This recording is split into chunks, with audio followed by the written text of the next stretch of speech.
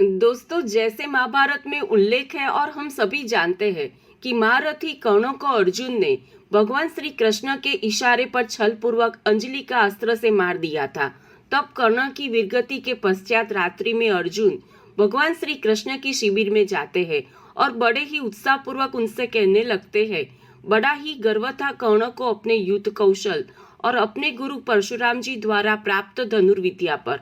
उसने एक बार मुझसे कहा था, हे अर्जुन, मैं युद्ध में ब्रह्मास्त्र तक तुम्हारा पीछा नहीं छोड़ूंगा।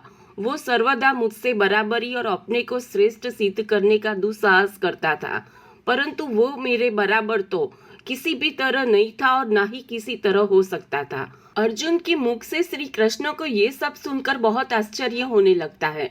अर्जुन कहता है, जो सर्वदा अहंकार से सिर उठाकर मुझे युद्ध के लिए चुनौती देता था, वो जो हम पांडवों से द्वेष रखता था, जिसे हमेशा अपने ज्ञान और बल का अभिमान रहता था, आज उसी कर्ण का सिर मैंने उससे धड़ से अलग कर दिया है।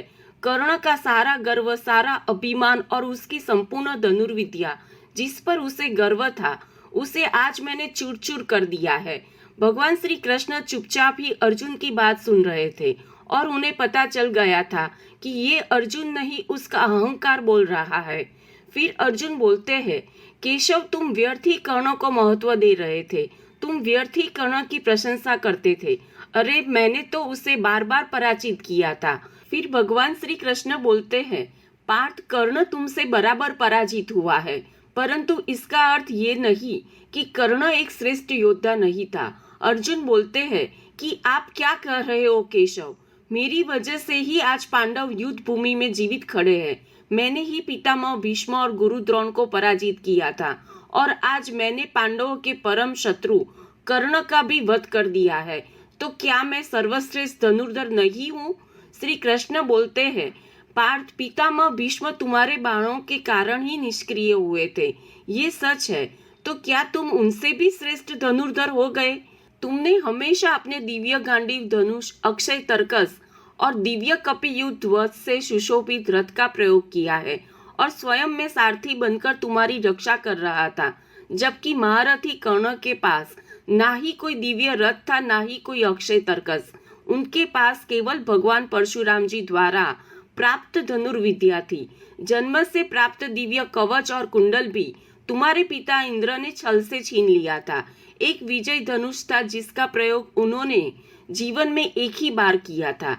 इसमें अर्जुन कहते हैं, हे केशव, पता नहीं आप कर्ण का ही पक्ष क्यों ले रहे हो।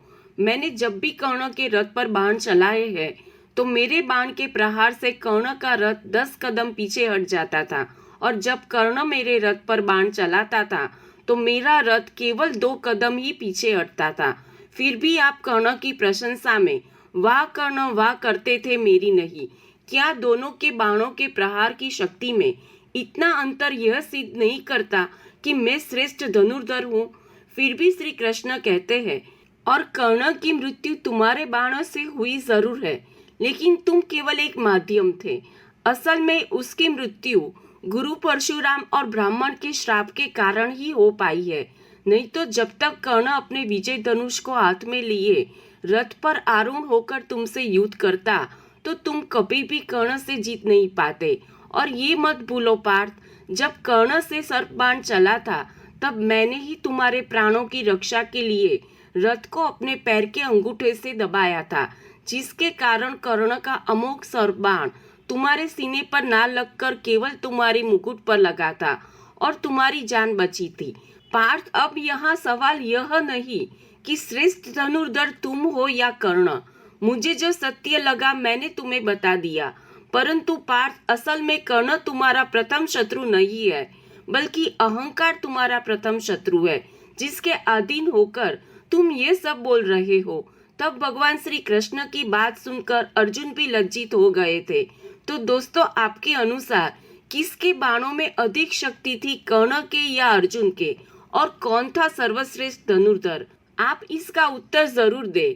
कमेंट में अपनी राय अवश्य बताएं। महाभारत में ऐसी कई रोचक कहानियां हैं जो जानने के लिए हमारी चैनल को सब्सक्राइब जरूर कीजिए। धन्यवाद दोस्तों।